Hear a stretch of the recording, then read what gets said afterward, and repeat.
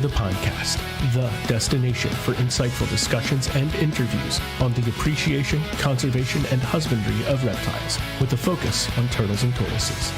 Now, let's join our team of turtle nerds. We play it off to make it seem normal. Welcome to the Pondcast, episode 73, everyone. We are now live and super excited to be here.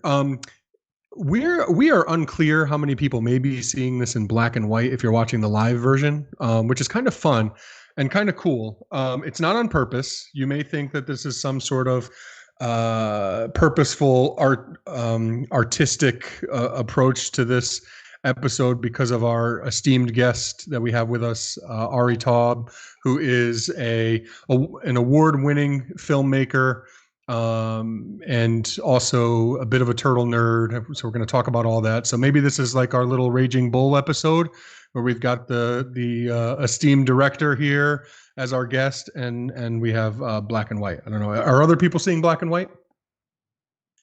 No, Steve is not. Steve is not. Kevin, are you seeing it, Kevin? No? I see it in our feed, but not live, so we can just drop it. Oh, so I can just be quiet now and act like I'm a crazy person? Just cut it out. Awesome. If anyone, okay, I'm embarrassed. Ari, let's talk to Ari. Ari, how are you doing, sir? I'm good. I'm here in New York enjoying the pandemic. Enjoying the pandemic. I hear pandemic season is beautiful in the Big Apple City. I've heard that. It's very quiet here this time of year. The winters are extraordinarily mild. Okay. So we're here. So Ari, you're working on a really cool project involving turtles, and we'll get to that in a little bit. I'd also like to talk to you a little bit about a couple of your movies too. But first, we had kind of an odd way of setting this one up, and that actually comes from you, which was cool because you contacted us ahead of time and said, here's some stuff that I think would be really cool to talk about. So let's kind of talk about it. So we kind of want to play it almost like a roundtable discussion and discuss some turtle related topics, which I thought was really cool. So what do you guys say we jump right in? Let's do it. Absolutely. Yeah. All right. Let's do it. I'm excited. Okay. So one of the ideas you wanted to talk about was the protection of wild areas where turtles can be safe from human collection and habitat degradation. Correct. Yeah. Yes. So let me just start this off. Obviously the interesting thing is when you're in the wild and you are maybe looking for turtles or just you happen to find them or whatever, it's a lot of times it's accidental. And there are turtle species. A lot of the turtle species that are very rare or endangered are hard to spot anyway. And one of the focuses of our documentary is to really locate wild populations, either known or unknown, to assess their health and their numbers, and to find out if they are in fact viable or that they're declining or disappearing and all that. So it is a major topic in our documentary because all the species that we're covering, especially most of them are pretty rare. It is a big topic of concern to find out where the surviving members are and how they're surviving. It's really, really crucial in our documentary. And I know I've touched on this subject a little bit with some of you guys, but I'd love to hear some general feedback because you guys have been doing this and you guys already know the answers to a lot of these questions. But I'm going to take this a step further. So I'd love to hear first from Chris, because I know I've spoken to Chris about this at times, say about the wood turtle. Mm-hmm. If you want to just tell me. Well, I think, a lot of this pertains to protecting the habitat, and there are certain, let me think here, there are certain people and organizations that already recognize that, how are you really going to protect the turtle in the wild if you're not protecting the habitat first and foremost? But a lot of people don't realize that, and I think a lot of it, some of the things that concern me are, because like you just said, a lot of times you come across these animals accidentally, for a lot of us, we began by accidentally finding a turtle, and then boom, that was it. It set the stage for forever after that. But these wild spaces that need to be protected, that are already in some form protected, like a state park or a wildlife refuge or a preserve, people are allowed to frequent these places. Okay, they can hunt, they can fish, and if they can't do those two things, they can at least bike ride, walk, take their dogs there. And I, for one, live for that kind of stuff. I need to be in those places. I need to be outdoors. So I'm by no means saying anything about how that should end ever. But by allowing that foot traffic, it presents a problem for a lot of these animals because, a lot of the reserves over here that you can go to, these people have absolutely no idea what lives there. Okay, so let's take, for example, a spotted turtle just happens to pop up on the dirt path for whatever reason. There is a high chance that the person that comes across that doesn't know what that is going to try to take it home. So I think that goes back to education, which is what we all are striving to do here, is to try to educate people on every single little aspect about the importance of them in the ecosystem, why they need to be left alone, why captive breeding is or isn't important. And, to me that like this whole topic is slightly controversial because, or maybe it's greatly controversial because, like I said, people are allowed to be in these areas. Now, there are certain things like let's take the bog turtle, for example. Anywhere where they occur, you can't even so much as sneeze there, let alone go in it, but look at the level the bog turtle had to get that kind of protection. So I think this kind of opens a lot of doors, All right, let me add a couple angles on this. So in my research, I found that a lot of the wild spaces that became parks over the last several decades, as soon as they became a park and they had turtles in them, the turtles disappeared shortly after they became accessible to people. So actually, while they were private land or federal land or army land, reservations, whatever, while they were protected and people couldn't go in there, those turtles were existing. And then as soon as the government said, hey, we're going to make this a park, we're going to make this accessible, those turtles vanished. Yeah. And so it's a huge negative effect that people, like what you're talking about, don't anticipate. Mm-hmm. Now, and so we're really looking into that because we're we should put that image up. But for example, with the wood turtles and all that, the wood turtles are very, very infrequently seen out in the wild. Mm-hmm. And you've told me on several occasions that wood turtles aren't safe in the wild anymore, that actually, you can't let them go in many, many places without them just extirpating. The problem with wood turtles is they are by nature an outgoing species, to an extent. A lot of turtle species are extremely secretive, but the problem with wood turtles is they move. They're seasonal migrators.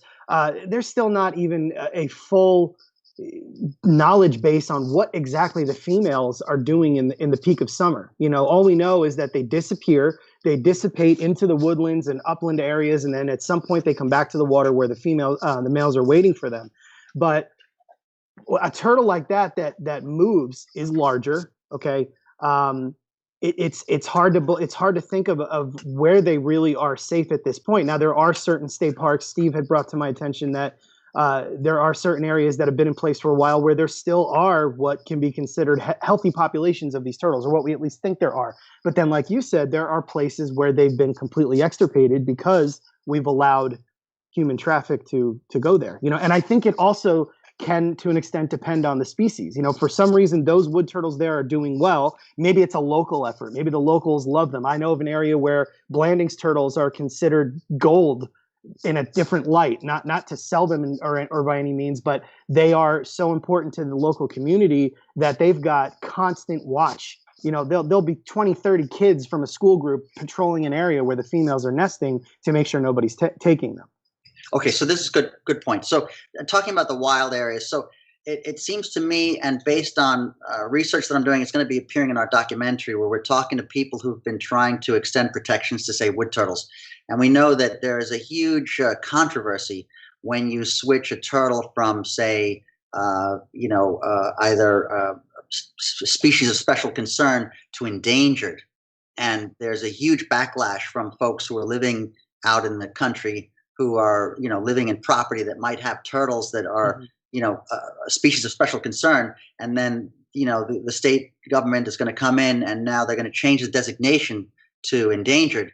And now suddenly that property can't be developed. or they can't do certain things, and they can't put new developments in. And so because of this sort of controversy, a lot of turtle species, from what I've been learning, are not getting the protection they need. That also includes the eastern box turtle. And as well, people who are living on these lands are afraid the government's going to take their land away. So it's a major concern. And this concern is going to cause a backlash against the work that we're trying to do with the documentary, because people who are following us or following the work that we're trying to do, they think that, there are people that think that, this is some kind of a liberal thing. The people who love the turtles are coming in to take away our rights. It's the same thing with guns, Oh yeah, a lot of that stuff is comparable, and I think it's twofold. You've got two major problems there. Once these animals reach such a high status of endangered or critically endangered or even threatened or species of special concern or vulnerable, you've got the people that are afraid of their land. Losing their land, and then what do you think that does to these people that are not afraid to run out there and poach them and collect them? And whether it's a small number or a large number, they hear the word endangered. Well, then that's where it starts being attributed towards the illegal part of the pet trade. Oh, it's endangered. Everybody's going to want this. I can make a lot of money on it. And you'll see that people people throw the term endangered around like it's a compliment to the animal. Exactly. It's not. It's a terrible situation for them. So it's increasing the value of the animal. Almost like the ivory trade or hunting elephants. Would you say what's happening here is sort of mirroring what's happened in Africa or Asia, but on a lesser extent? I think Anthony and I. You mean like American species? Is that what you mean? Yeah. I was just Anthony and I have talked about how American turtles just get blindsided. They really do, but by the time they get the kind of effort that other continents have gotten or certain areas have gotten on their species, who knows? You know what I mean? Sure, we pay a lot of attention to the bog turtle, and we're starting to pay attention to wood turtles and spotted turtles and box turtles and diamondback terrapins. But I think there's a long way to go, and that is something that Anthony and I have talked several times about. It's one of the things that actually makes the turtle room unique too. Is we really, we have our hands in a lot of different things. We're not like pigeonholing ourselves, but we don't forget about our American species. And how I think just to add to that and to take this to another level also is just that I think that there really needs to be an update of the laws on a federal level across state lines in a way that's beneficial for turtles and for people who collect them or own them.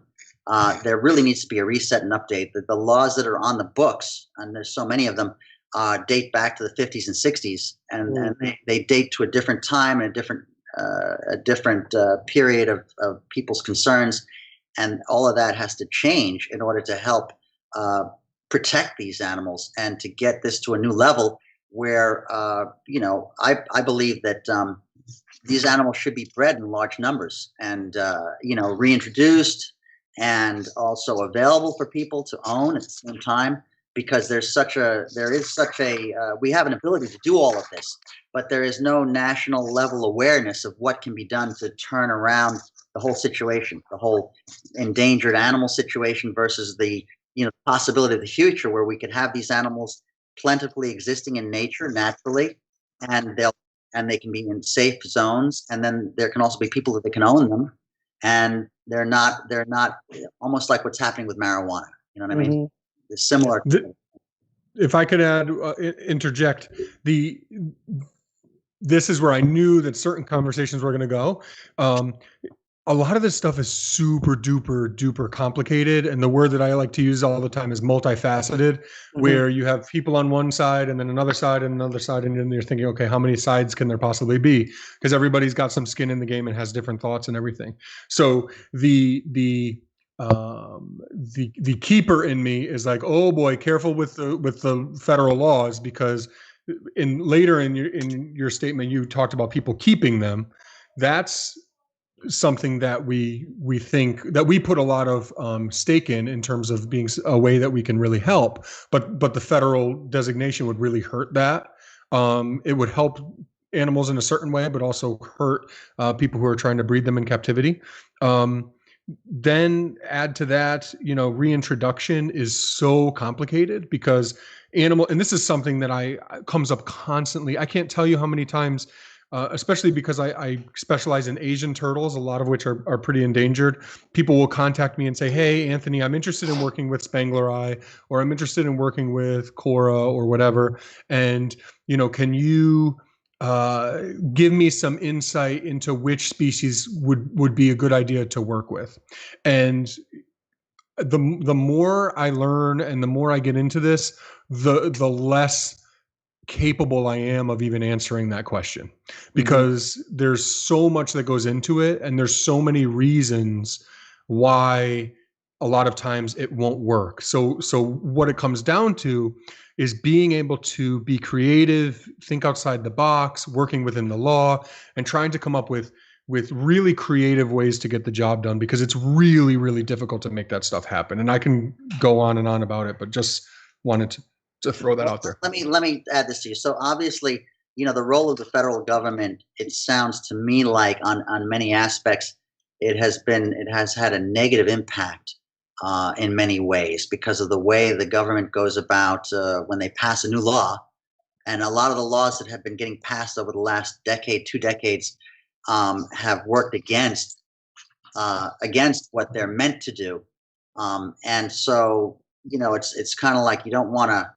I guess you have to go into the people who are involved in legislation have to go into this fully understanding what they're getting involved. It's like what was the spotted owl, or what was the owl in the West Coast, that the loggers, they wanted to log the land, and they didn't want to, that they wanted to protect the owls. It was a huge, huge controversy.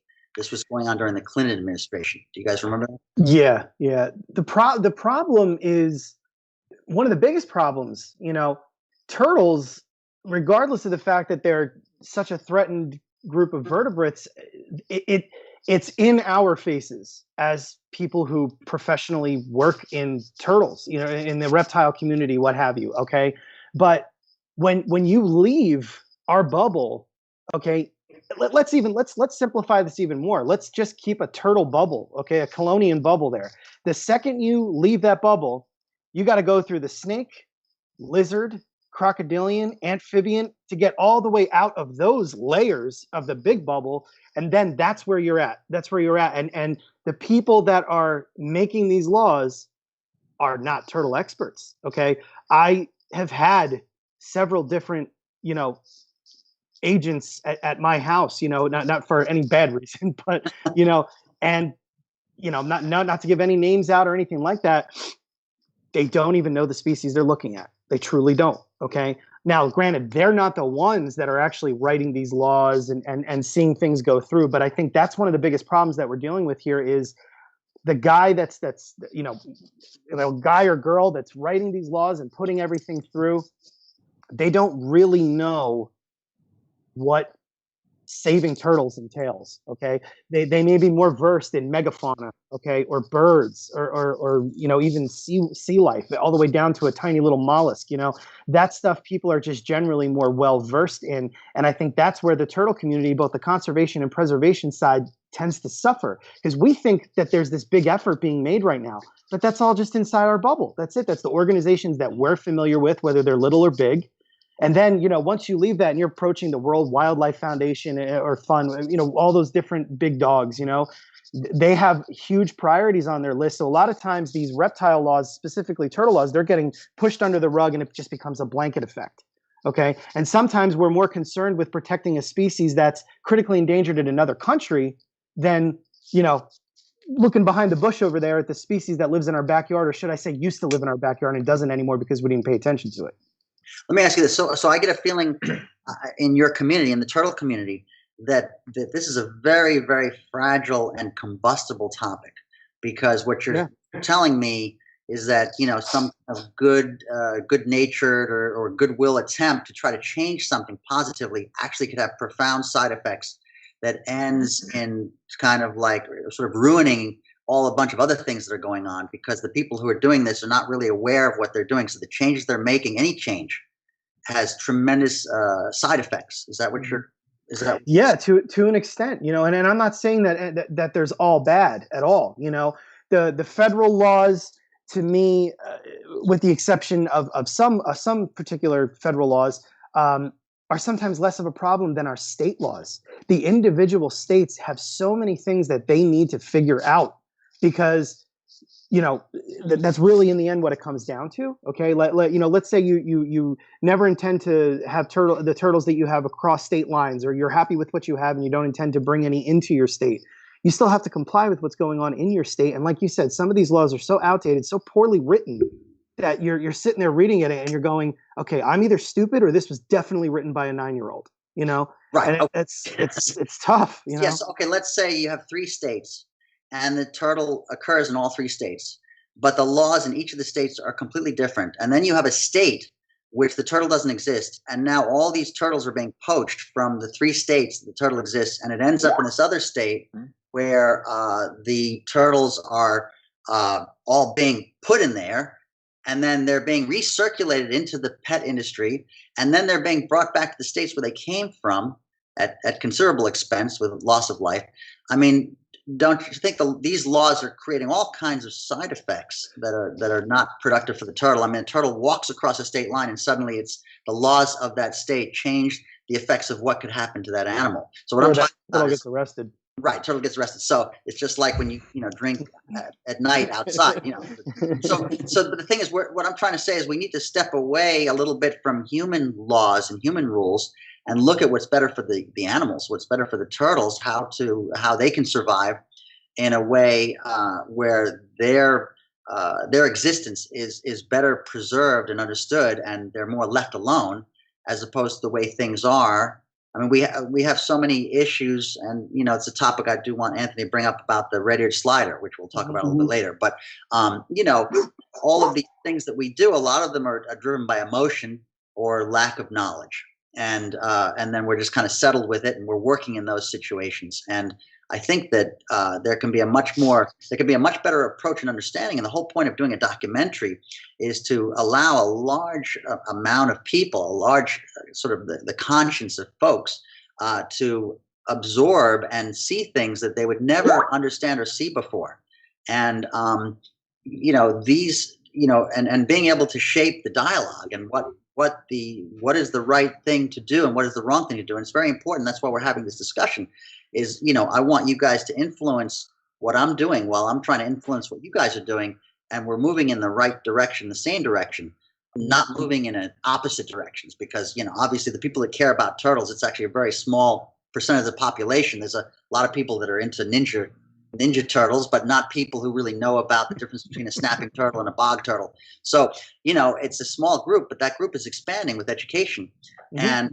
And the fact that we can do this documentary, and each episode will teach people about very specific things that they don't know about, that's going to educate them, will improve the lives of turtles overall, and will improve the situation because people will become aware of it. So I'm looking for focal points where we see sort of real problems, and where things are really sort of jammed up, or things are just frozen, stuck, because no one wants to move the ball, because they're afraid to move the ball, because they're afraid it's going to get worse. Mm-hmm. And I'm looking for a break in a positive way that's going to avoid all of that. And obviously, this is, like you said, Anthony, it's a very complicated situation with many, many angles. I think that what you're doing, though, is a step in the right direction, and it's something new, because the documentary that you're working on is going to shed a different light. You know what I mean? It's going to reveal some of these different sides that are really, in the end, have the same. When you separate the good from the bad in any of these fields, you have a common denominator here. It's a love and a passion for turtles. It's the want to have them around for generation after generation, to be able to experience them, whether it's in wild or captivity, and in a perfect world, both. And to me, it's just it's kind of a breath of fresh air. It's a step in the right direction, because turtles are not a priority to most people except for our bubble. And Steve was even saying before that there's a lack of funding for this law enforcement too. So there's no, it's not a priority. Turtles are not a priority unless you are in our bubble. Right. Okay, we can go on, Anthony, if you want to.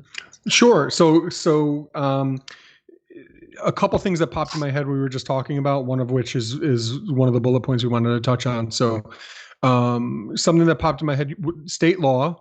I think a good example of what you're referring to with laws that don't match up and how there's kind of holes in the map in terms of the map and states and their laws. A big one for turtles has been South Carolina.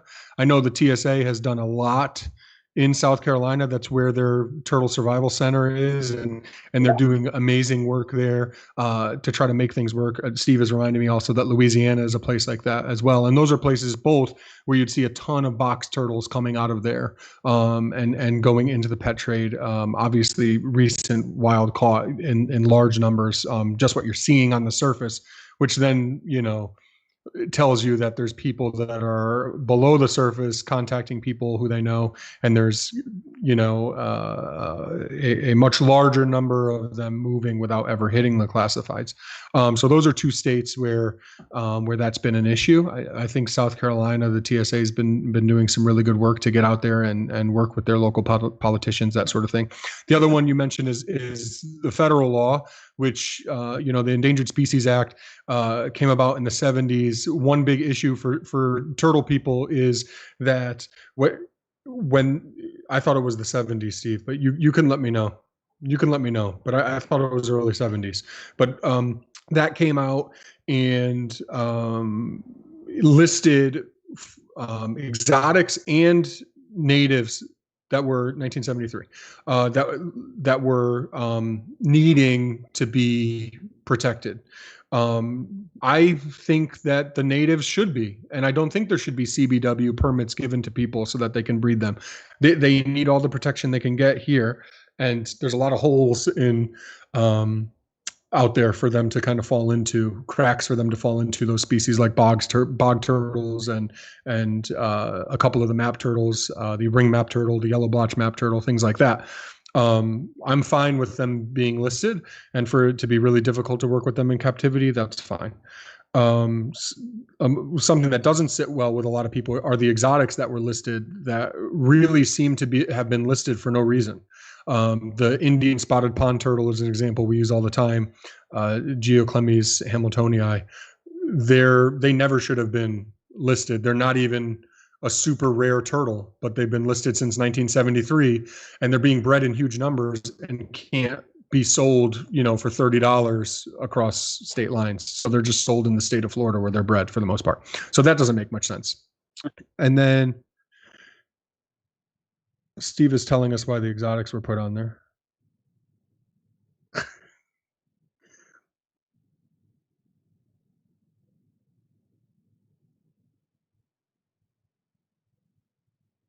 Steve, are you muted right now, or could people hear you?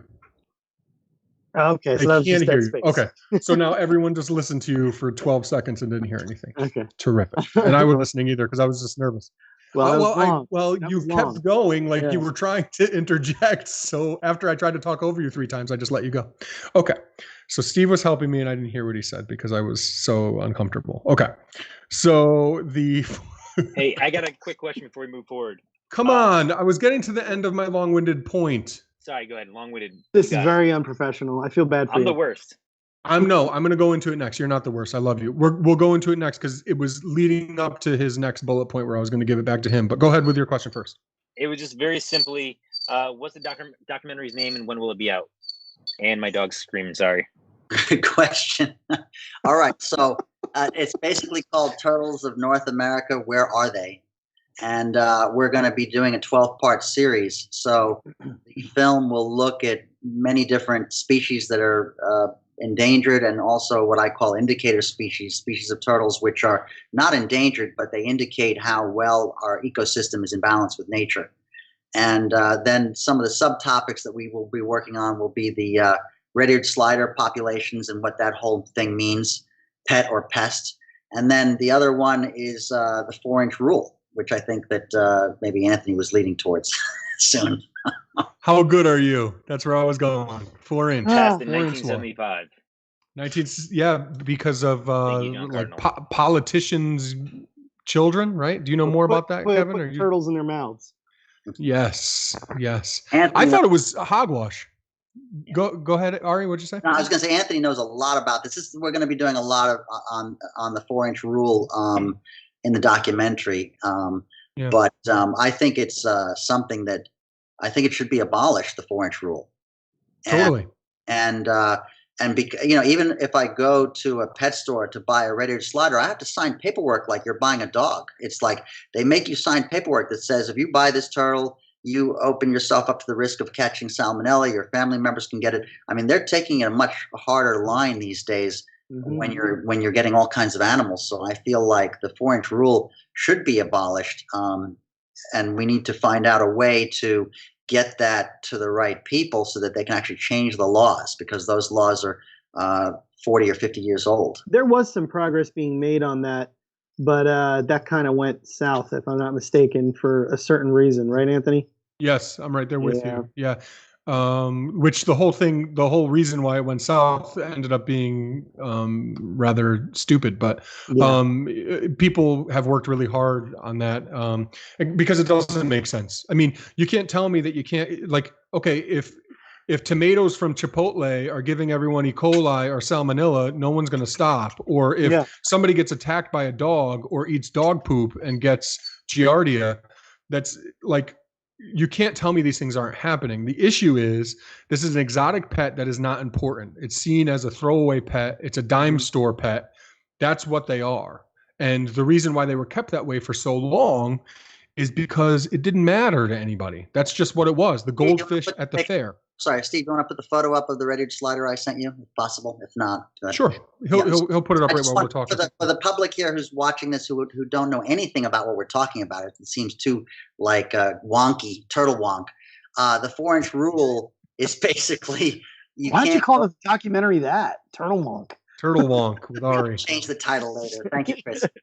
Here's our photo. So my point is that you've got this 4-inch rule. So what it means to the turtle person who doesn't know anything about turtles, you cannot go into any pet store in North America and legally purchase a turtle that's under 4 inches. And the reason for this is that children can put them in their mouths and they can contract salmonella. And they banned all sale of turtles that are under 4 inches long, because then a turtle over 4 inches is harder to put in one's mouth. Is that a good sort of summary of it? There's more to it, but that is perfect. Yeah. The only part, the fact checker, is that's not North America. It's just an American law. Okay. Yeah. So I want to add something. So you've got this law in place, and but then at the same time, people can order turtles online that are baby turtles, as long as they're sold for scientific purposes. So I don't quite understand how that works. I mean, how that's legal, but the other thing is not legal. And I don't know what you guys are more specialists on that. It's a law that is rarely, if ever, enforced, and partly because if you do speak to some of the people on, I'll say the inside a little bit, you know what I mean, that have any kind of better understanding of this law than we do, they don't. They themselves basically think it's ridiculous. And there are certain stipulations in place between businesses and hobbyists, okay, where if it's not being done as a business, or again, there's more to it. It's okay if it's a business that's the certain wording and stuff, but in the 30 years that I've been involved in turtles now, God, I just dated myself. I know of one person that did get in trouble for it, and they were already in trouble for something else. So it was kind of like tacked on type thing.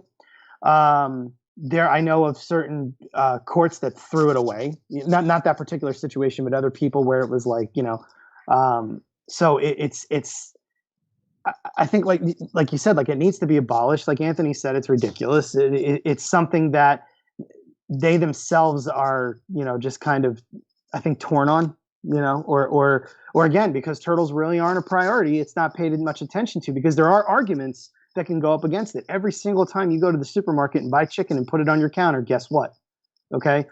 You've got a great chance of getting salmonella from iguanas, but you could buy as many baby iguanas as you want, Right. So it's a human perception thing. It's a human, yeah, and a lot of things involving turtles is human perception, and a lot of things involving turtles is, again, like they get swept under the rug. Well, this is in place. We don't feel like dealing with it because they're not important. They're a throwaway pet. So one of our episodes is going to look at the 4-inch rule, and what we're trying to educate not just the public, but the folks that actually write the legislation, is that, when you get a turtle, it is much better to raise a turtle from a small size than starting with a full-grown turtle or a turtle that's already mature, for many, many reasons. And we're going to go in deep detail on that in one of our episodes. And obviously, Chris, you being a breeder of turtles, the whole experience of raising hatchlings to full adults, as opposed to working with a wild caught turtle.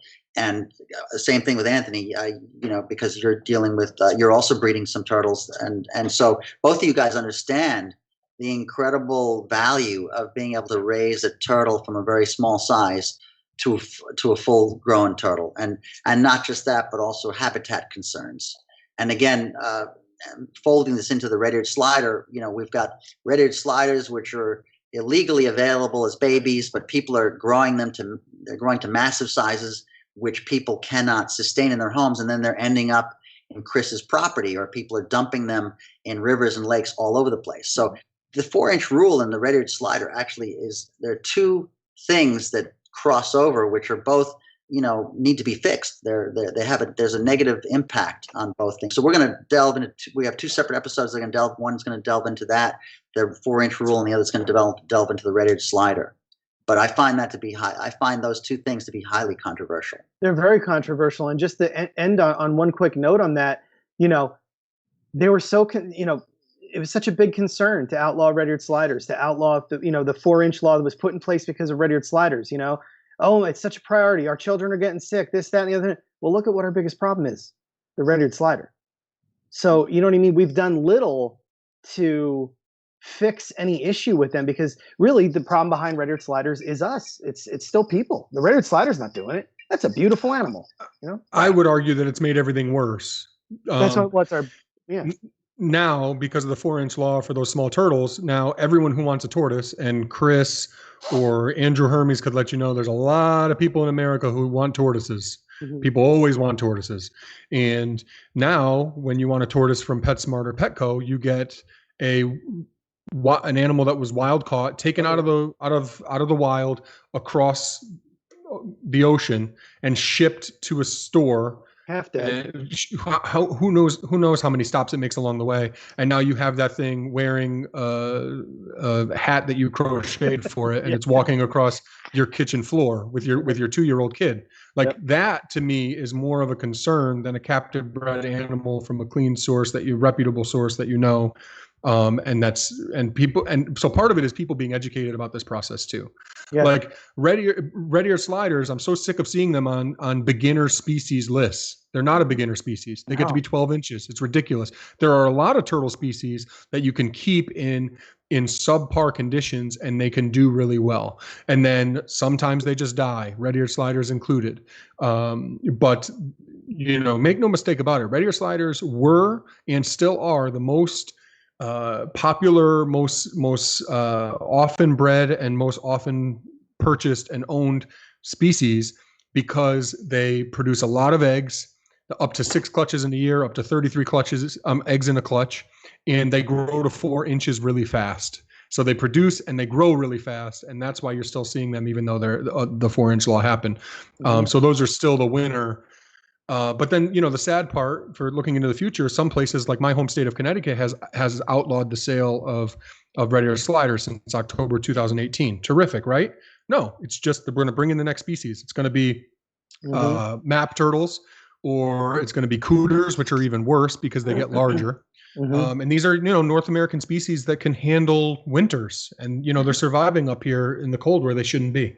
So Anthony, let me add something. I know these are hot topics, and they're very specific. They're pinprick topics that are part of the problems in the whole industry. But here in New York, for example, at Central Park, you can go out there on a sunny day and you can see thousands of red-eared sliders all swimming around in the ponds. And what's interesting, and very people know this, that they cannot reproduce below a certain temperature. You guys probably know this, but when you cross a certain line, the red-eared slider cannot reproduce. The eggs are not viable. They will not hatch.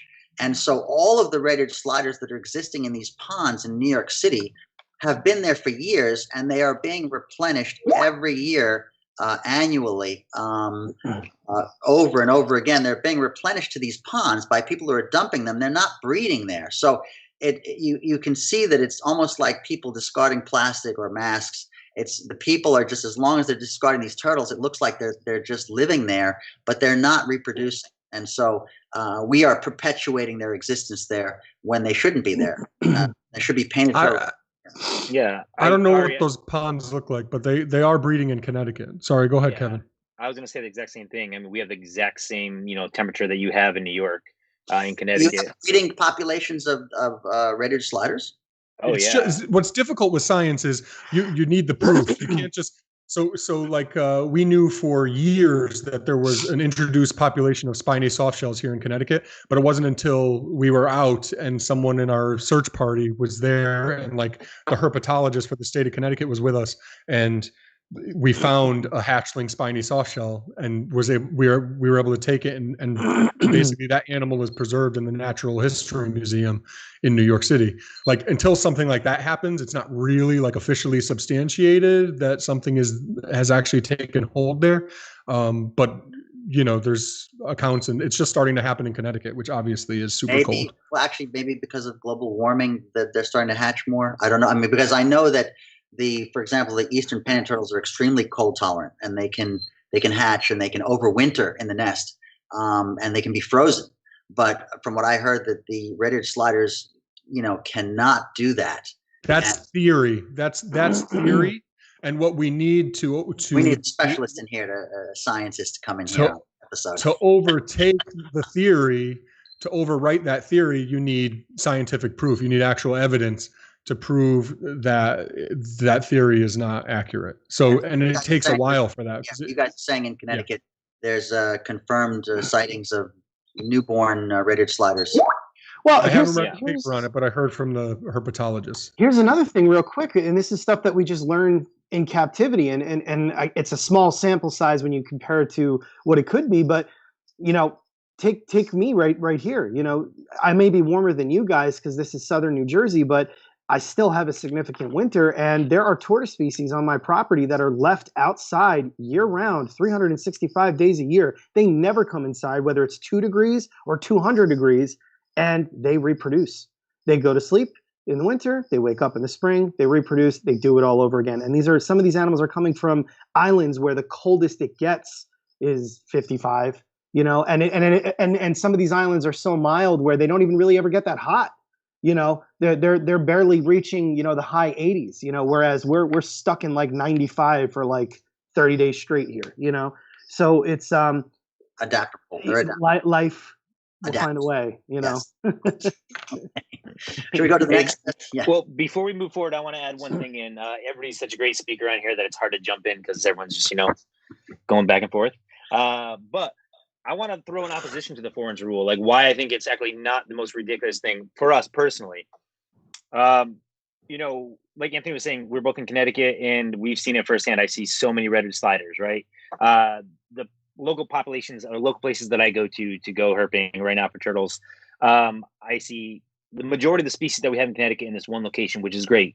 But I've also witnessed firsthand red-eared sliders laying eggs. I've also witnessed firsthand baby red-eared sliders there.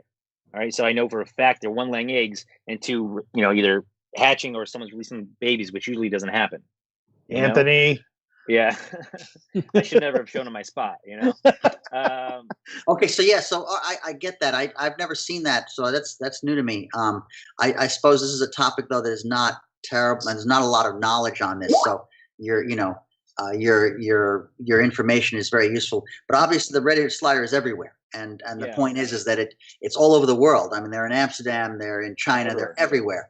And one of the problems is that the general public doesn't really understand what's going on. I mean, we're living almost like back in the 1930s when alligators were ending up in the sewers in terms of the red-eared slider.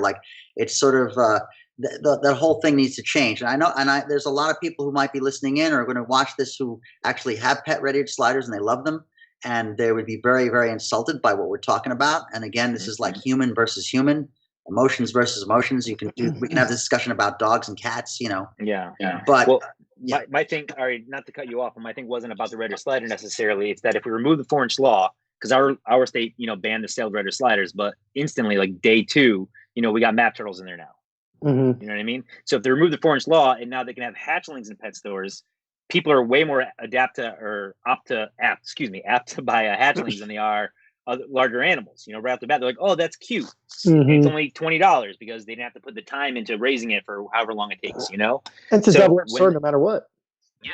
So it's in the pet store, and now I think the sales would go up if they're hatchlings for whatever species, and then eventually same thing happens. They get bigger, they get released, and now all the native species in these states that can't handle it because they're being outcompeted for food from all these other species that are quicker to grow. Well, okay, so wait, let me just throw this at you guys. Really important, right?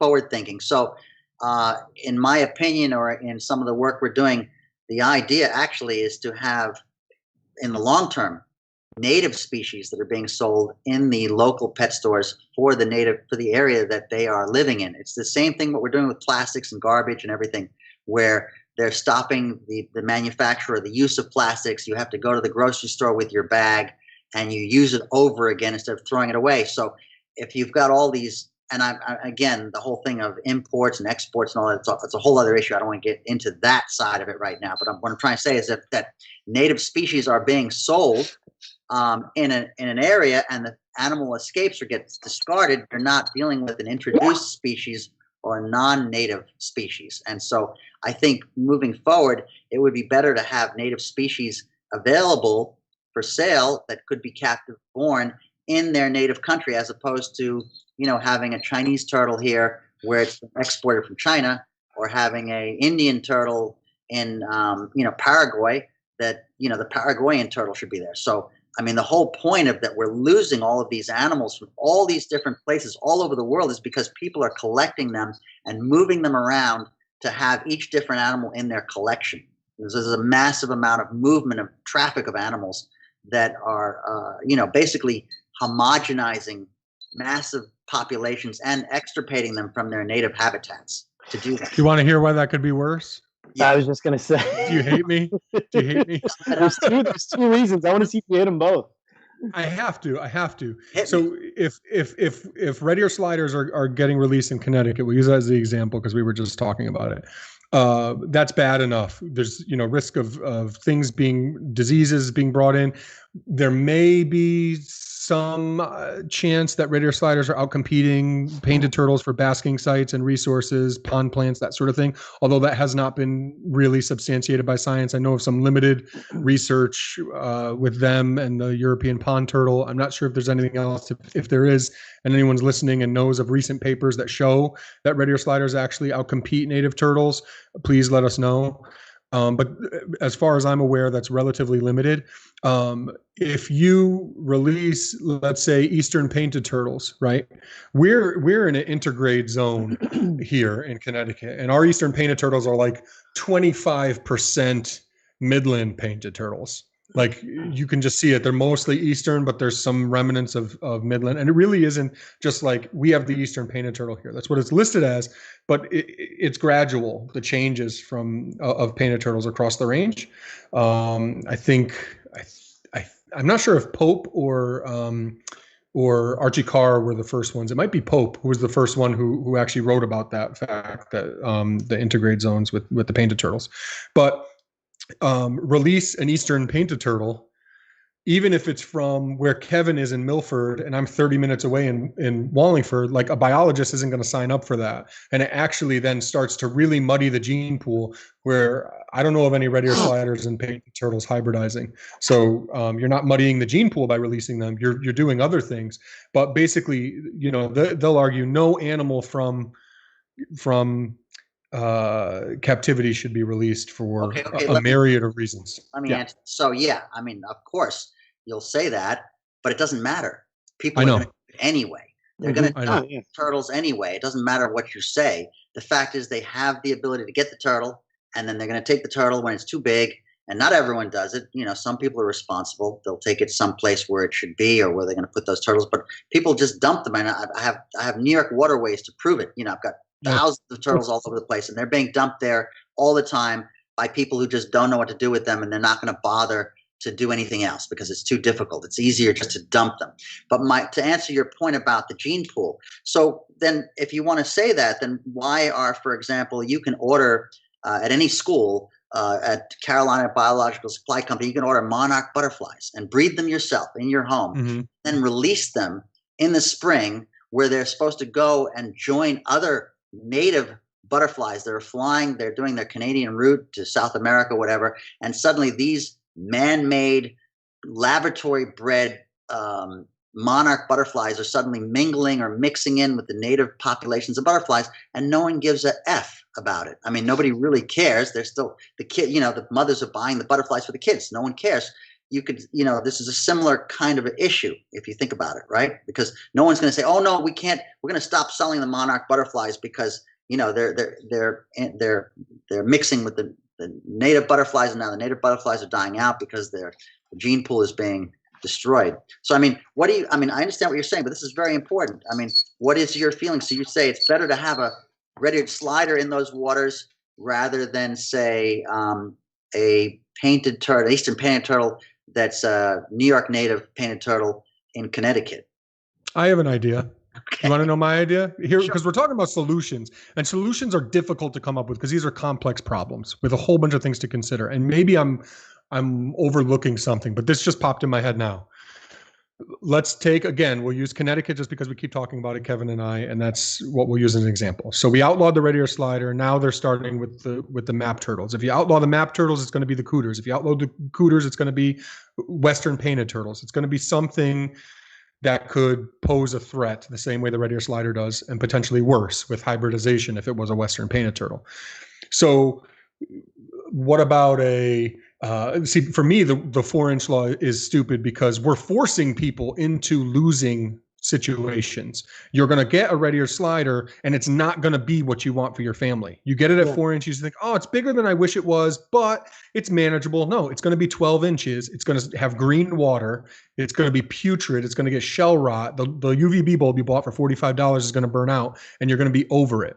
And that's when you're going to either look for help or you're going to dump it. Usually it's the latter. So I think pet stores should have to talk to some kind of committee about what species they should be able to carry and why at that time, and it can change, right? So committee says, well, you can sell red cheek mud turtles because they don't get huge, and guess what? If you release it, it's going to die. Yeah, that's how it should work. Right, will it work that way? No, but that's what it should be. There's a couple topics you guys are forgetting too. That go ahead, Ari. When you're done, I'll bring them up. But go ahead. All right, yeah, hold on that because you can come in there.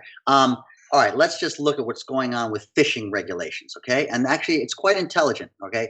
Years ago, I could go ahead and go to the fish tackle store, and I could buy all kinds of bait fish and put them on my lures and throw them in the lake, and these fish would escape, and then there'd be introduced fish, and there'd be all kinds of things coming from the bottom of my boat going in the water, snails and all kinds of mollusks and things. And now, suddenly, like, wait a minute, the state comes in and says, no. You can no longer carry this. You can't carry that. We're going to let you use this bait fish because it's native to New York State. You can use this worm because it doesn't have some disease that came from South Africa.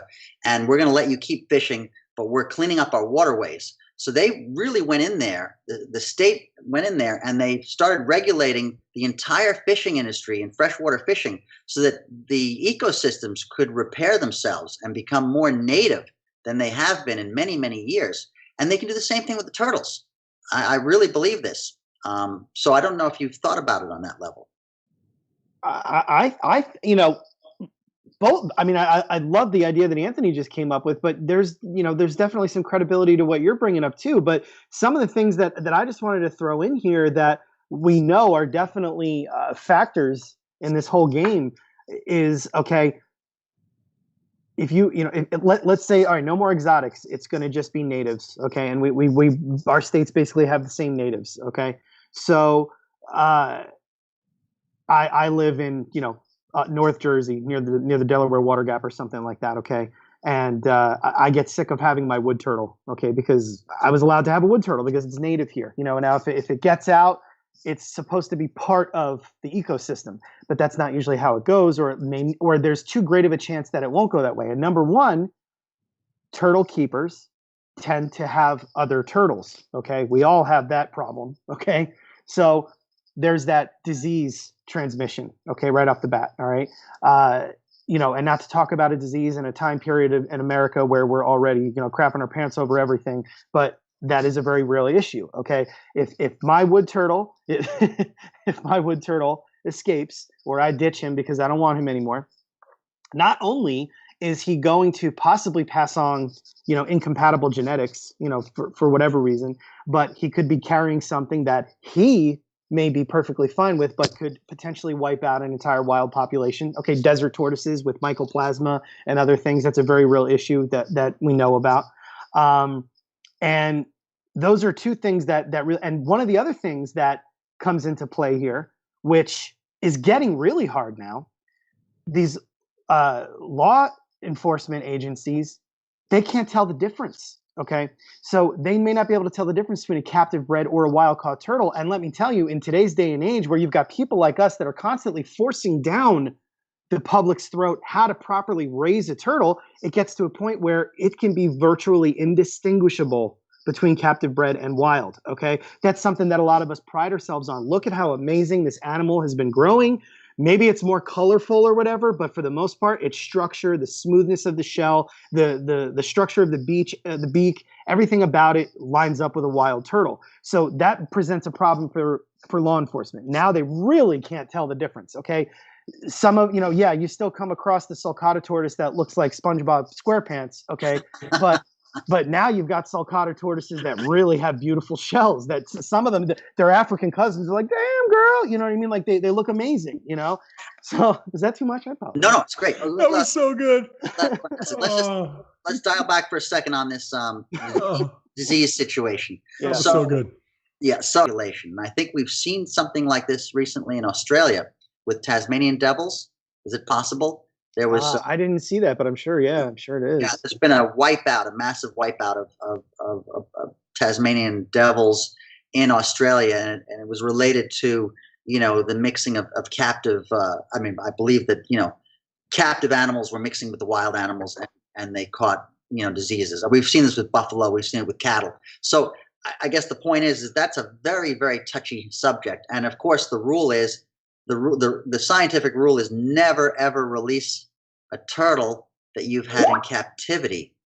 However, it's okay to pick up a turtle and move it across the road, but you cannot have a pet turtle and then hope to release it. I've heard of confiscated wood turtles, hundreds of them, and the poor turtles can never go back to nature. They are captured, and they've been, you know, they have to be put to sleep, or they have to be put in a place where they shouldn't be, or, you know, and that's also is a tragedy, you know, because you've got these are not common turtles, and you know, suddenly someone had like 100 of them illegally, and they get taken away, but they don't end up in the right place. I know, Chris, you deal with a lot of this because I mean they bring you contraband turtles or whatever. Yeah, at least you know what you're doing with them. But I'm sure that a lot of folks sometimes. But what people need to understand, those turtles are still dead. Even if they're living at Chris's or somewhere else, or they're at a zoo or whatever, and they went through the confiscation process and they were one of the lucky ones that survived, they're dead to the that population. animal, it's still dead. So it's, yeah. And then the one thing, you know, people contacting me all the time wanting to get involved in conservation stuff. You know, I'm very big on semantics. It's not conservation 99.99999% of the time. It's at its very best, it's assurance and preservation, so that species still exists. If it's a species that'll end up being extinct in the wild, that it will still exist. And we're waiting, you know, to use the title of that very sad turtle documentary, we're waiting and hoping on chances of the world changing, basically, that we're hoping that the world will be a better place so that we could eventually release turtles back in the wild. But even at its best, it's still complicated, because even if I have a species and I'm breeding it in captivity, is that animal actually going back into the wild It's not. It's just not. So it's not really conservation. And to answer those questions that people who contact me all the time about conservation-minded projects, I wrote an article on this. But for people who have that question, it's focus on something that will make you happy, because it's not going to work out in terms of conservation and reintroducing. That's a strong word. Hey, so I'd like to read something from the chat from our buddy Greg Brashear. Hi, Greg. Hey, everybody. Hey, Greg. That stands for him. The answer is a culture change, and that takes time and generations. One would hope over time, turtles as pet store pets might eventually fade out, hopefully along with other impulse buy species. And just to add to that really quick, we can't even get taking care of people right. Yeah. You know what I mean? Like, good they point. don't care. People aren't going to care about turtles if they can't care about like our own species. Totally. So it's a tough thing. Well, yeah, let me add something to that. So obviously, in all cultures in society, especially in third world countries right now, we're seeing the beginnings, because of massive movements of populations, overpopulation, loss of resources, loss of water. Animals are just instantly wiped out because people are reaching levels where they just can't even feed themselves. And this is happening. It's been happening for many decades in the third world, but it could happen here. It's sort of starting to happen here in ways too, because there are people who are concerned, but it's kind of like more like people who care, or they think they're doing the right thing. But as Anthony said, right now we can't really reintroduce these animals into the wild. We can only try to keep them from disappearing. So, I mean, it's a very different analysis of where things should be as opposed to what we can do. And everybody thinks that, kind of like Anthony was saying, like we're we all get these, questions all the time. How are you able to do that? Or how can I get involved? Casey, my wife, gets bombarded with people wanting to help with the Terrapin project, especially when the season starts approaching. And in a sense, it's, on one hand, this is great that these people want to do something, or they're asking you how they can get their own project. But on the other hand, you never know who you can trust, which is why, the state has in place with us a very strict vetting process. I mean, you're like basically looking at the people right here that are on the permit with us, you know what I mean? Like, because we know that these guys are, they're like family to us. So, it's great that people's hearts are in the right places, but some of the worst things ever are done with the best intentions. You know what I mean? Like, because people don't really understand, the guy that is just keeping a colony of turtles or tortoises in his backyard and breeding them for a hobby or whatever. There's nothing wrong with that, but it's not conservation. Okay. Again, going back to like the 99.99999%, maybe there's like that little tiny sliver that it's like a form of conservation because of what it can do for that, you know what I mean? Like it may lessen the take in when it comes to poaching, and that's a whole nother topic. But there's preservation and there's conservation, and it's all needed. All of it is needed for any of these animals to be around in the future. You cannot say, well, I keep them and I'm doing great and I'm doing the best thing, so I want nothing to do with these conservation organizations, and vice versa. It can't be like that. And real quick, just before we forget, Steve, can I read that comment from Lisa? Yeah, did he give me the okay?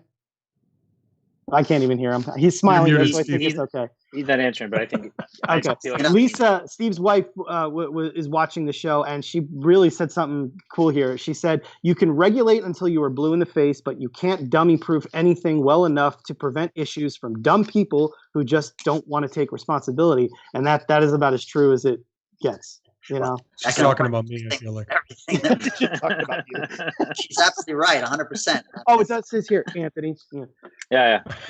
Dummy. It only takes one person to ruin the stew. Sure. Like you said, it only takes one person to go in there and one human being can destroy a population of turtles. One wrong driven individual can wipe out a turtle population, which is really. And we have the habit of. I'm just going to say one more thing here. We have the habit of the good gets punished with the bad. So that's what happens. These people that are purposely intending to hurt turtle populations don't care. I don't care. This is my country. This is my land. I can take. That makes us all look bad. You know what I mean? And that's when you get these blanket laws in effect. And then it's like, well, great. What do we do now? What can we honestly do now to save them? Fascinating. Well, let me talk about some positive things for a few minutes. So very negative. I had a bowl of cornflakes. Early this spring, we're going to go out and we're going to actually film some fantastic wild populations of spotted turtles. And I can't reveal where they are, but we're going to be looking at some spotted turtle populations that are kind of like pre-Civil War size populations. So I don't know what that means to you, but and we're going to be studying that and trying to ascertain how those populations have managed to survive to this point in time, because the spotted turtle, as everyone knows, is a highly valuable, everyone loves them, and they're very slow, and they can't really run away very fast, and they're easy to catch, and they're small, and they disappeared very fast, even in the early 70s. When I was a kid, they were disappearing at that time. So they've certainly, disappeared much, much more now. But we're going to be filming some wild populations of that. We're also going to be filming some very large populations of Blanding's turtles, also early in the spring. And what's very fascinating, and also as well as box turtles, eastern box turtles, which are hard because they're kind of spread out over large areas and they're small populations. But one of the focuses that we're going to be doing with these animals is to try to figure out what is their current greatest threat. So, for example, with the box turtle, they have a problem. They have a problem with these little mites or these little animals that are eating them. Wow. Yeah. I'm gonna have to wait for Steve to come up with the word because I don't know the word for it. It's like a small mite that they get infected, and they have to jump in the salt water or something to kill this mite. And the doctors, all the veterinarians who are treating them, are having to pull these things off of them, and that's a new threat because of the global warming and all of these, changes in the insect populations and all this. And so, we're going to be looking at the various threats that are to these, current populations of turtles that are still existing, but now they're getting new threats that are coming, on a biological level, whether it's mosquitoes or it's type plant infestations or all these other things that are not related to people collecting them, but it's related to environmental changes that are affecting all species. So this is an important time, to the mites you're talking about. That's for box turtles or diamondback terrapins? No, it's for box turtles, and maybe the Phragmites. Does that make sense? Has anyone heard of a Phragmite? Phragmites? Is this ringing a bell with any of you guys? You guys are the experts. Phragmites, but not an insect. Okay. Okay. So well, I should have came more prepared for that statement, but something is something the box turtles. Sliders. Yeah, no, there's the murder hornets, is it? What's that? It's not the murder hornets, is it? I feel like we skipped over it. No, they're murder hornets. No, but I think it's Phragmites, but I will do my research and I'll have something posted correct on this. But anyhow, those turtles are under attack. Ticks, all kinds of stuff. Or I'm sure when you see them wandering around your property, sometimes you see certain adults that are, fighting off all kinds of natural things. The only thing that we ever see with them here, which I think we discussed on the episode with Ken Sofer, was we see a lot of, a lot. To me, a lot is one in every 5 or 6. They'll have a pretty gnarly looking ear abscess, or they will have some kind of respiratory infection. And it's not necessarily during a time of year where we're having a really bad, like weird cold spring or anything. It's like in the middle of summer, a box turtle comes wandering through the yard and he's got an ear abscess out to here, and you just want to help that animal, but you can't. It's we're permitted to do what we do with diamondback terrapins, but not box turtles, not yet at least. Right. What do you guys have any questions for me on the documentary that you'd like to ask? I do. I want to talk to Ari the filmmaker a little bit. Can I do that? Sure. So I watched 79 parts recently. Is that how you say it, or do you say like 79 parts? Yeah, if Mr. Envers can get the poster up, it would be nice if possible. Does he have it for 79 parts? He does. He's 79 parts. Yeah, so I watched that recently and I had so much fun with it. First of all, I was quarantined at the time. I was stuck by myself. I'm like, this is perfect. I'm going to watch every Ari movie I can get my hands on. But no, but it was really good, and that's on Amazon Prime. That's And correct. yeah, and it was good. It's like everything you love about a period piece or a mob movie mixed with like delightfully like funny vibe. It was really good. Thank you. Yeah, I mean, Great poster. I worked on that movie for about 5 years. We were in production on that, and that was shot all over New York. And we had to create. The film takes place in 1979, so we had to recreate New York in 1979 and bring back, the cars and the fashion and the attitudes of people. New York was a rough place back then. That was a really fun project. And I would be shooting a feature right now, but everyone's wearing a mask, so it's like you're trying to shoot the actors. It's not going to look good. So it's better to film turtles because they don't have to wear the mask. But no, I am a feature film director, and I only do documentaries occasionally. But in terms of making 79 parts, we filmed over 5 years, and that was a 10-year project. It took 10 years to make the film. And films generally can take a long time because of so many reasons. And a lot of it has to do with funding, getting funding and then, being able to get it done and staying in production and, trying to keep the energy up. But it is a tough, the film industry is a tough business. And then, of course, I just remember dealing with actors over a long period of time. We were filming actors over 5 years, and they were aging. So we had to keep them looking the same. We'd shoot a scene on Tuesday that takes place in one room, and then the Wednesday scene was shot 5 years later, and we had to make sure that they looked the same in terms of weight and the hair and everything. And if an actor gets cast in another movie and he has to grow a beard, we have to work around that, or we have to have him shave it. We were constantly coloring people's hair. It turned gray. See, I don't think you picked up on that, Anthony, which is good when you watch. No, I didn't pick up on that. No, those are the secrets of filmmaking. Trying to continuity. That's right. Yeah. That's crazy. It really is. Now I gain a lot of weight. It's one of my great skills, and I'm in your documentary. Yeah, well, I was thinking about that because I was gonna shoot another scene with you, and I looked at you and I was like, you know what, that's not gonna cut. So we're not ready. Yeah. We'll have to shoot. This guy was looking all right. Yeah. Like 5 years later, because if I try to intersperse the footage of you, at the pond with the shot of the tree, and people, it'll throw them. They'll be like, "Whoa, that's true." The magic trick. No, right. We don't have that problem. It'll be fine. It's a documentary. We're allowed to do that in documentary.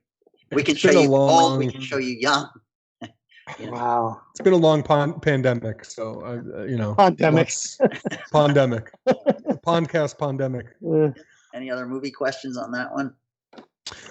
So you mentioned that you're looking at the turtles now because of the pandemic and actors with the masks and all that. Did that kind of kick you back into gear with the documentary? Like, okay, I kind of started this project. I've been excited about it. This gives me an opportunity to put a little more time into it.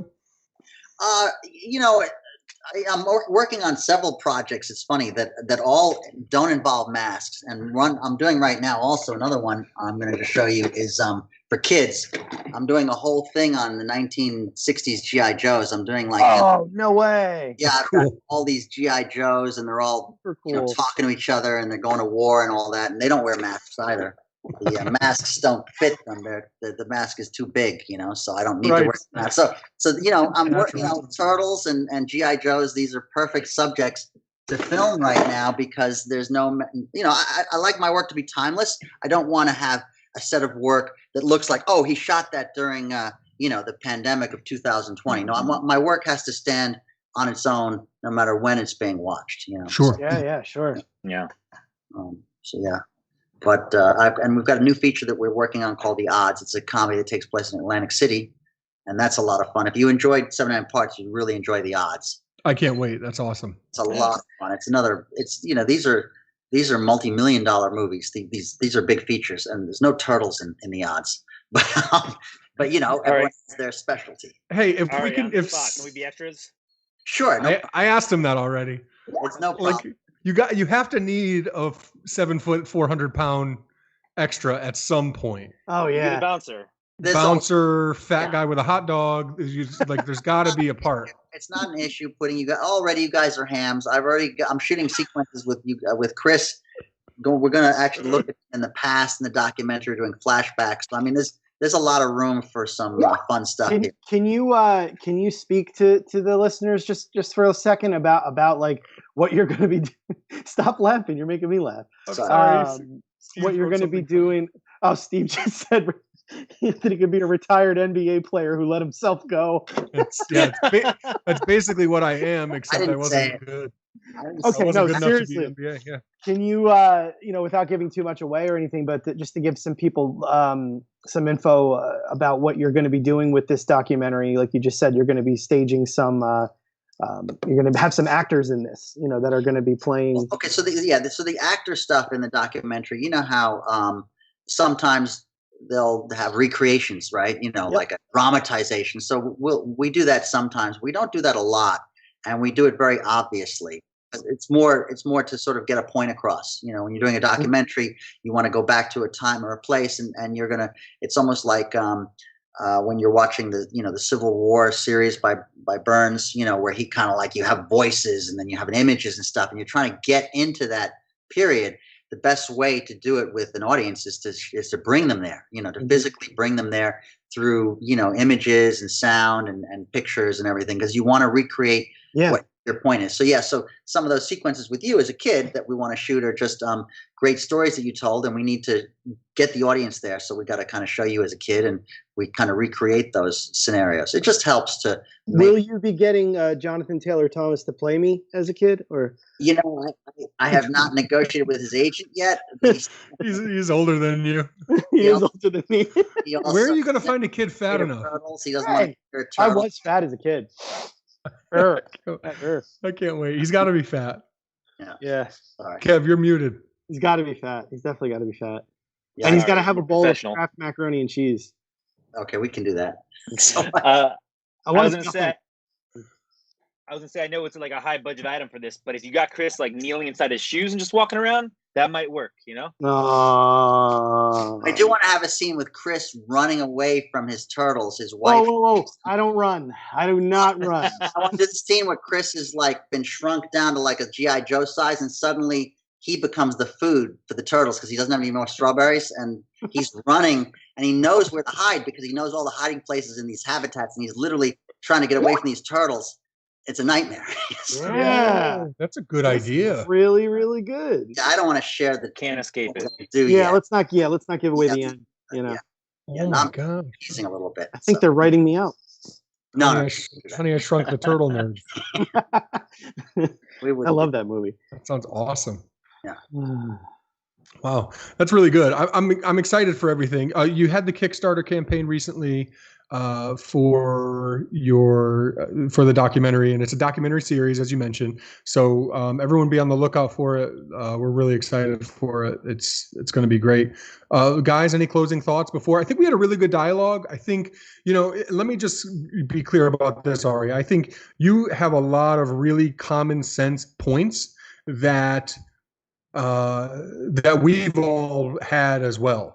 But, you're kind of, it's almost like success or professional growth in general. You don't know what you're going to be doing in 10 years. You have an idea of what it's going to look like, and you go for it. This is similar, where you have an idea that you want to help turtles, and there's some things that don't seem to make much sense, and there's gotta be a way that we can fix it, but we don't really know what it is yet. So you keep coming up with those ideas, coming back to the drawing board, working on it, and then hoping that you can make a little bit of headway, make some allies along the way that you can, kind of join together in the movement to try to make things make more sense and make the world a better place for these animals. And that's what the Turtle Room has been over almost 10 years now. Hey, we have ideas, we have energy, we have good heads on our shoulders. Let's get together and try to make something happen. And then starts the 10-year, or really for us, what will be a lifelong process of hitting brick wall after brick wall after brick wall. So we don't mean to shoot down any of those things. It's just everything's so complicated that it's enough to make you really get discouraged. But then you get little victories like our work with wood turtles in Pennsylvania, or Chris's work with diamondback terrapins in New Jersey. Those were things I didn't think could happen 10 years ago after I started to try to come up with ideas and work on things and whatever. And now they're actually happening. So anyway, I hope that you get that from that we love the work that you're doing, and that we don't mean to just be naysayers the whole time. No, not at all. Listen, you also are defending years of knowledge and research, and you have followers and people that you're working with. So you guys are on the front lines of this.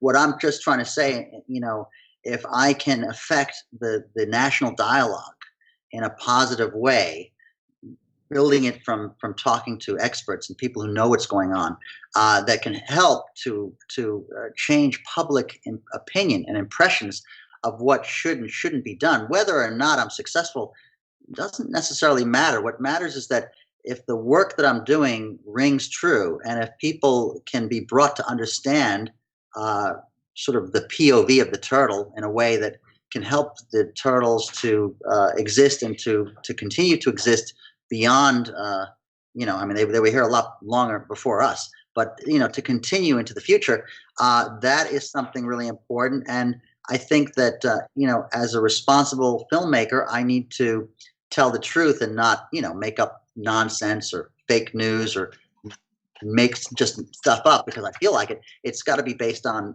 science and understanding and what works and what doesn't work. But it's not going to stop me from trying to press for maybe naive ideas, because those ideas themselves are still good. It's just that life and the world is so complicated that we have lost sight of these things because we're so caught up. Our lives are we have webs around our lives, and we cannot get out of those webs. And sometimes you just need to slash them down and burn through them to see if there is a way out. And it's fine. I can die trying, but at least I'm going to try, and I'm going to try and do the best stuff. And with the help of your organization and other organizations, it's a progress where people work together. It's a collaborative effort.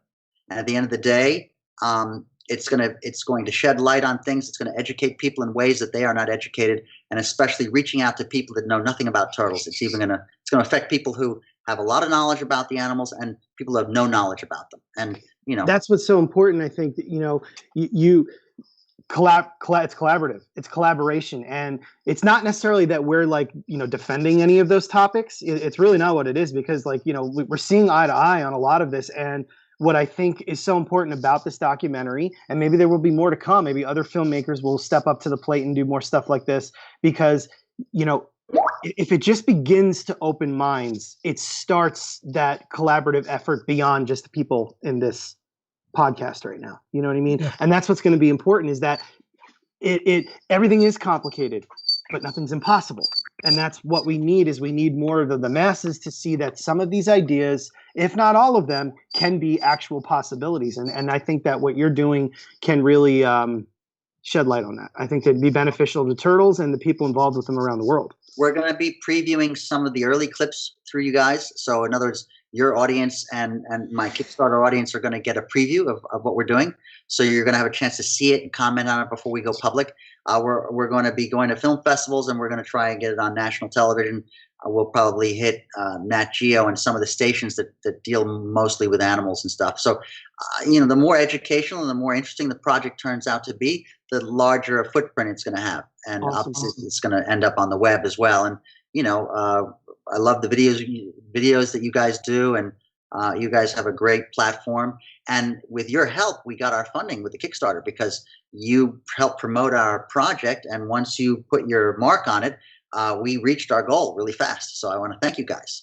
It took us a little while to get on there, but fashionably late to the party. Like It's my fault. I mean, like a box. That's not your fault. Not at all. Okay. It's my fault. It's fine. Yeah. So, but thank you guys. Yeah. Thank you. And we're really excited for it. Any other questions from the audience? Any questions online there? Anybody to answer? A lot of the questions that were asked, we were answering in time, actually. Gotcha. Okay, great. Fantastic. All right. Where can people find the project? Is there like a URL or something, or social media or something? Yeah, it's. I mean, we should put something up on your site maybe after the show, but it's a Turtle Doc film website, which we'll put a link to, so that people can kind of see what's going on.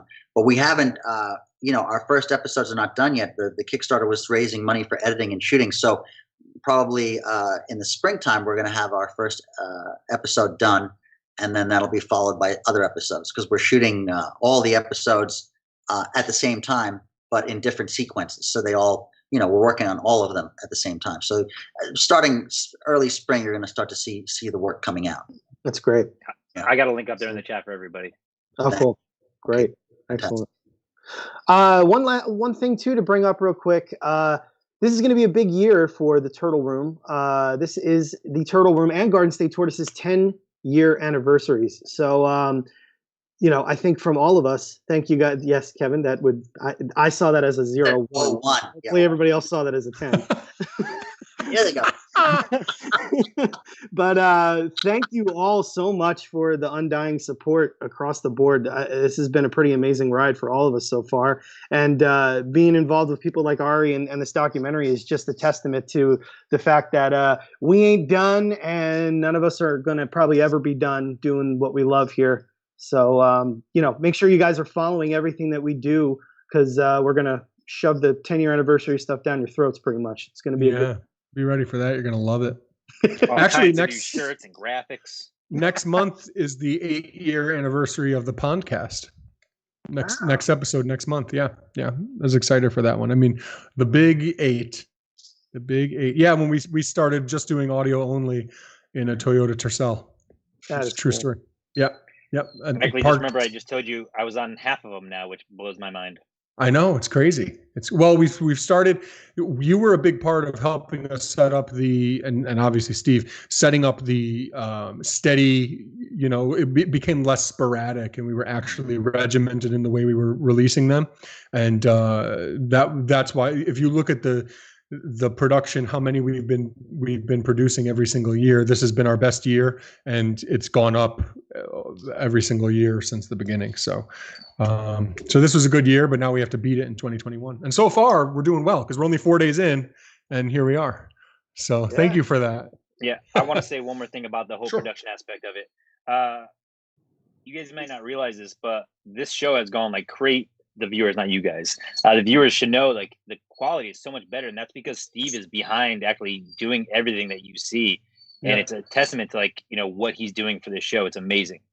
And while we loved having him on air, I think you're doing such a great job behind the scenes that it's making it work so much better. So thanks, Steve. He's the greatest. He had some great jokes tonight too. Good job, Steve. He really did. He was really making fun of us. Yeah, really. It stinks. See, he's a veteran, so he knows. You need to make fun of Anthony. Yeah. And you guys are coming around. You guys are coming around. Yeah, for sure. But thank you so much. So it is a new year. We have the Turtle Room calendars available, so be sure to check that out if you haven't ordered one already. That's like a staple. Proceeds from that go to the Turtle Room and the Turtle Survival Alliance. And until next time, check out Turtle Doc Movie. Is that what it is? Right? Turtle Doc Film. Yeah, Turtle Doc Film. I'm embarrassed. Turtle Doc Film, of course.